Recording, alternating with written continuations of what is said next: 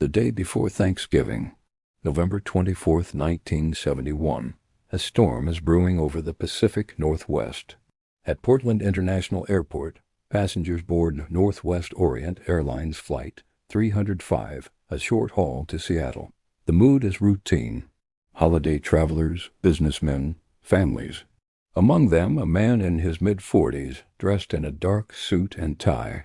He buys his ticket under the name Dan Cooper. He carries a black briefcase. The flight is brief, scheduled for less than 30 minutes. As the Boeing 727 climbs into the overcast sky, the man orders a bourbon and soda. He is calm, polite. He lights a cigarette.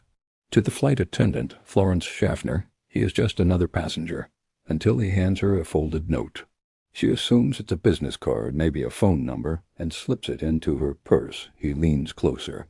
"Miss," he says quietly, "you'd better look at that note. I have a bomb." The words are printed in neat capital letters. Inside his briefcase, he shows her a glimpse of red cylinders, wires, and a battery. The message is clear. His demands are simple, but staggering.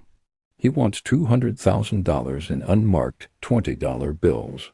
He wants 4 parachutes, 2 primary, 2 reserve. When the plane lands in Seattle, he wants these items ready. If his demands are not met, he will detonate the bomb. On the ground, a frantic operation begins. The FBI scrambles to gather the ransom money. Northwest Orient's president authorizes the payment, prioritizing the lives of the 36 passengers. In the air, the plane circles Puget Sound for nearly 2 hours, burning fuel. The passengers are told there is a minor mechanical issue. They know nothing of the quiet drama unfolding in the cabin. Cooper remains composed, even courteous. He orders another bourbon. He pays for his drinks. As dusk settles over Seattle-Tacoma Airport, the plane finally lands. It's moved to an isolated, brightly lit section of the tarmac. An airline employee, clad in street clothes, delivers the cash-filled knapsack and the parachutes. The exchange is made. Cooper allows all passengers and 2 of the flight attendants to leave. The hijacking is now a hostage situation with a crew of 4. He has his money. He has his parachutes. But he isn't finished.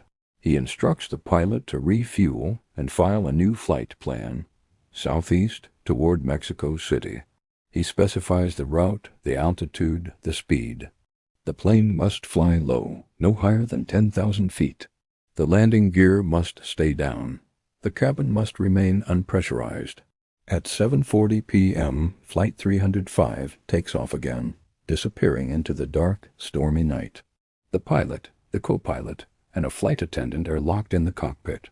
Dan Cooper is alone in the passenger cabin. Sometime after 8 p.m., a warning light flashes in the cockpit. The aft air stair, the retractable staircase at the rear of the 727, has been opened.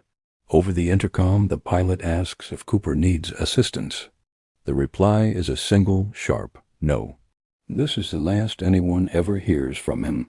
Somewhere over the dense, rugged forests of southwestern Washington, in the middle of a torrential rainstorm with freezing winds, the man known as Dan Cooper steps off the stairs and into the void.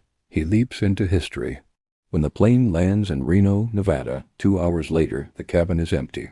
On a seat, Cooper's black clip-on tie remains. On the floor, 2 of the 4 parachutes are left behind. The money is gone. The man is gone. The search begins immediately. It will become one of the most extensive and expensive manhunts in American history. The FBI launches Nor-Yak Northwest hijacking. Hundreds of soldiers, FBI agents, and local police scour the projected jump zone. Helicopters and planes comb the wilderness from above.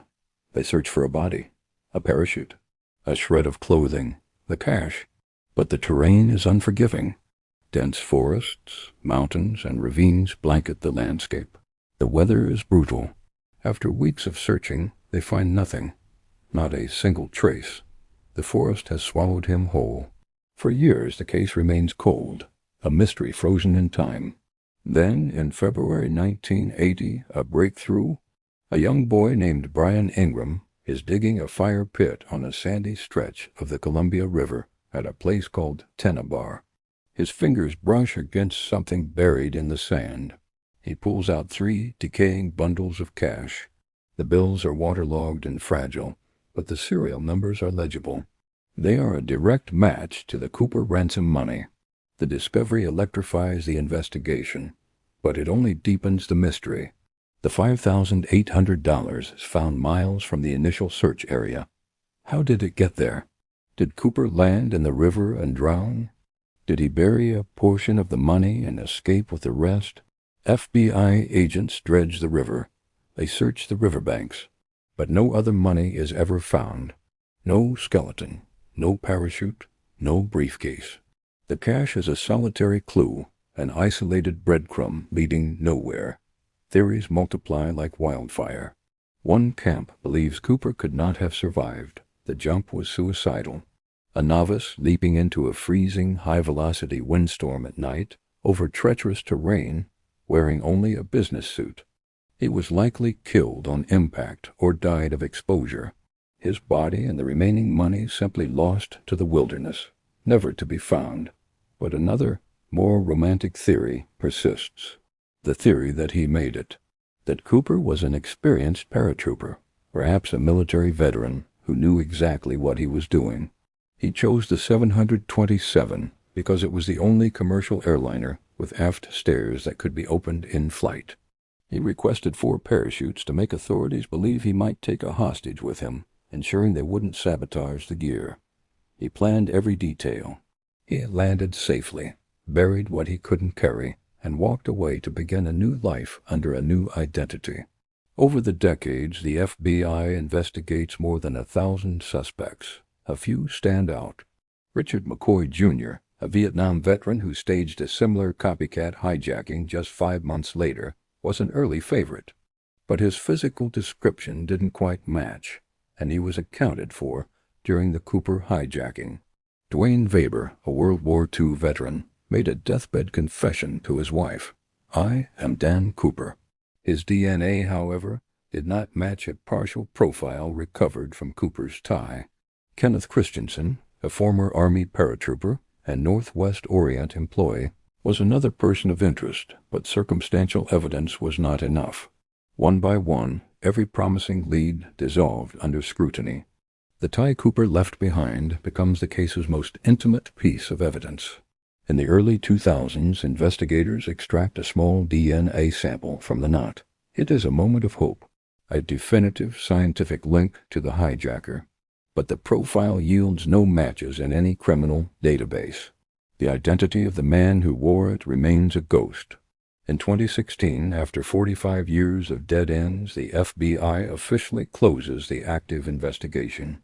They concede that the resources dedicated to the sprawling cold case are better used elsewhere. The files remain open, but the hunt is over. The Bureau's final word is a quiet admission of defeat. They may never know his true identity. The end of the official search only fuels the beginning of a legend. D.B. Cooper, a name born from an early journalistic era, becomes an American folk hero. He is the subject of books, documentaries, and movies. Songs are written about the man who jumped into the storm. An annual convention is held in his honor. He represents a fantasy of rebellion. The quiet man who beat the system, took the money, and vanished without a trace. He is an outlaw, a ghost, a symbol of defiance against a world of rules. More than half a century has passed since that stormy Thanksgiving Eve. The plane has been scrapped. The witnesses have grown old or passed away. The ransom bills are collector's items. The forest has kept its secrets. All that remains is the story. The tale of a man, a briefcase, and a leap of faith into the dark. Case unsolved. Mystery eternal.